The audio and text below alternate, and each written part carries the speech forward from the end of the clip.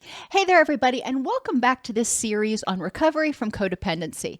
Today, we're talking about 6 tools for supporting someone who's recovering from codependency. I'm your host, Dr. Dawn-Elise Snipes.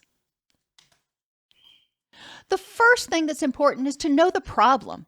Codependency develops usually as the result of trauma and often as the result of a fear of abandonment and a sense of guilt. The person with codependency likely watched a loved one struggle for months or years, engaging in self-destructive behaviors or seeming to refuse to get help for their suffering. The person with codependency was like, why aren't you going to counseling? Why aren't you going to treatment? Why do you keep doing this? They don't understand why the person might not be willing or able to seek help for what's going on. It is important to remember that these behaviors, codependent behaviors, may develop as a result of living with or being close to someone who has an addiction, who has a mental illness that they're suffering from or seeming to refuse to get help from, or they're in destructive relationships that they seem to be unwilling to leave. And this can be another person with codependency. So a codependent may be trying to rescue another codependent. The next thing that's important, once you really understand that these behaviors were developed to help the person stay safe and survive until now, the next step is to get curious. Behavior is always communication, and behaviors, as I said, were often developed to help the person survive. So discuss with your partner the situations that led them to develop these particular symptoms or behaviors that are problematic in your relationship, and talk about it in terms of what happened to them that caused them to develop these behaviors. For example, when I drink, you seem to get angry, you seem to expect that I'm going to get violent, whatever it is. When I drink, you seem to fill in the blank. I wonder what happened that caused that fear, or can you tell me a little bit about how you developed that fear? Another example, when I get angry, even if it's not at you, it seems to trigger a panic response, or it seems to trigger something else. I wonder what happened in your past that made you believe that anger is always unsafe. Another example, it seems like you're triggered whenever you don't know exactly where I am. I wonder how this developed. I wonder why not knowing where I am causes you to feel unsafe. When did that happen in the past? Or a final example, it seems like you're never able to relax and you're always on alert. I wonder what happened in the past when you let your guard down or trusted someone. So when you're getting curious, when you're talking with your partner, you're not saying these behaviors are unreasonable. You're saying these behaviors are probably very reasonable based on your past. So help me understand how they developed, and then we can talk about future. See yourself.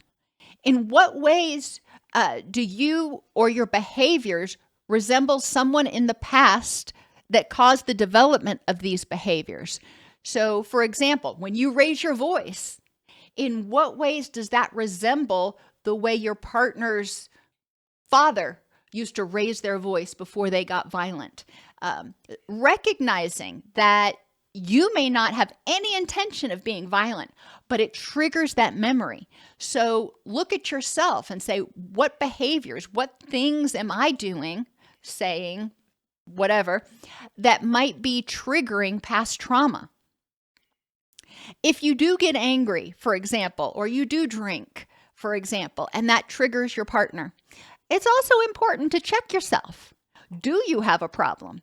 You may not. It may just be triggering memories from the past and unsafe people in the past, or you may. And so again, it's triggering those memories, but they are accurate in the present context. Explore alternatives. So you've acknowledged how you might be triggering things. You've explored or gotten curious about how those behaviors developed for that person and how they help them stay safe. Now it's time to talk about exploring alternatives in the present. Saying something like, I recognize so-and-so's choices in the past have caused you an incredible amount of pain and stress. And some of these behaviors may have developed out of an effort to try and protect yourself or try and protect your mother or your siblings. Okay, I recognize this. I really want to earn your trust and help you feel safe. And I need to also feel safe and be able to trust you. It's important to recognize that when a person with codependency begins fearing abandonment, they may hear you saying this and hear you saying, if you don't change, I'm out the door.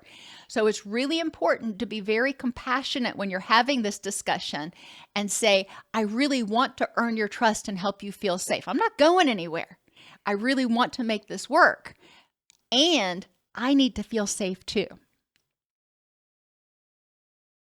Build self-esteem is the next thing.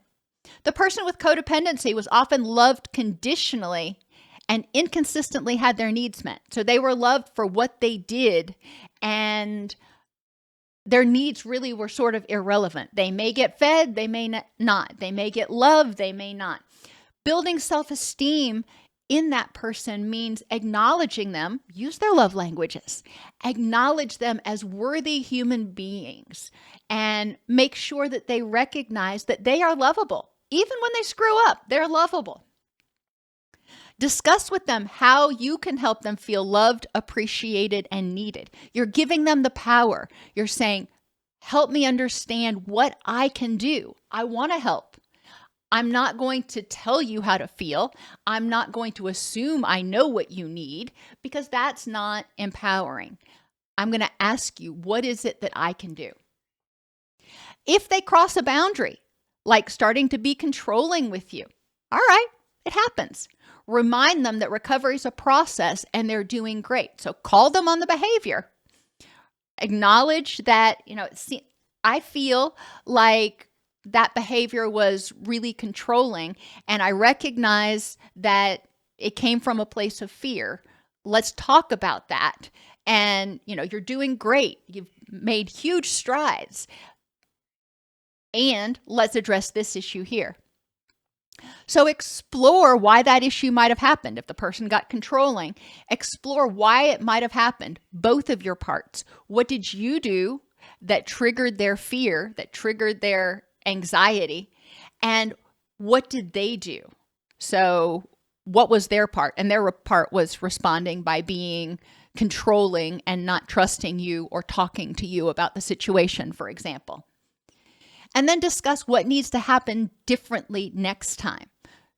Instead of going into attack mode, where you're trying to tell me what I need to do and control what's going on, we need to sit down and talk about the situation and your feelings so you can feel safer and empowered, for example. And then express appreciation for their willingness to talk about it. Talking about things with anybody is very threatening to a lot of people. It makes you feel vulnerable. And the person with codependency often has a whole lot of abandonment and rejection fears. So talking about something, if there's even the slightest chance that they may experience criticism or rejection, can feel terrifying. So expressing your appreciation for their willingness to talk about it is also important, because you're sort of rewarding that behavior. And give them what they crave. And we've talked about CRAVE before as the mnemonic for secure attachments. Consistently be there. Now, that doesn't mean you have to be joined at the hip, but be present when you're with them. Be present when they need you. Be available. You don't necessarily have to drop everything and run to do what they need, but be available and say, let's talk about this tonight, or help them figure out a different way to resolve it if you can't get yourself free, for example. Be responsive to their thoughts, feelings, and needs. When you notice that they are happy Ask them about it. When you notice they seem to be feeling anxious or irritable or restless, note it and say, it seems like you're feeling restless. You want to talk about what's going on. So be responsive to those thoughts, feelings, and needs. This is going to help them start becoming more self-aware, so then they can take the next step to start being able to identify and respond to their own thoughts, feelings, and needs. Pay attention to them. Provide them attention by using their love languages. Love languages are really important because that's how a person feels heard and understood and appreciated. Validate their distress. If they are anxious, angry, stressed out, whatever they're feeling, okay. Or even if they're happy, validate their feelings, validate their thoughts. I hear this is what you're thinking, or I can see you're feeling very anxious right now. You're not saying it's good. You're not saying it's bad. You're not saying it's right. You're not saying it's wrong. You're just saying, I acknowledge that this is how you're feeling. And then encourage them through regular check-ins. This may be daily check-ins. How do you feel? Do you feel secure? Do you feel anxious? It may be weekly. I don't know. It depends on the person. But making sure that they learn, it's not going to happen overnight. They learn they can trust you to be consistent, to respond and help them when they need help, to give them attention just because they are a good person, and to respect their boundaries is going to be really important. It can be helpful to discuss with the person, how were each of these things absent in your prior destructive relationships? So in those prior relationships, how were people inconsistent? How were people unresponsive to you? How were people critical or unencouraging? And what can I, the healthy supportive person, do differently? How is it that you want me to express to you or show you that I am consistently there? And you may have to compromise a little bit, but this opens a dialogue so the person can start saying, if you do this, then it'll help me feel safer. Recovery doesn't just happen overnight. Just like someone who has a chronic health condition, there is a process. Remember that they may not be reacting to you, but to pain from their past. And it's important to get to know what triggers that pain and help them prevent it or learn how to cope with it.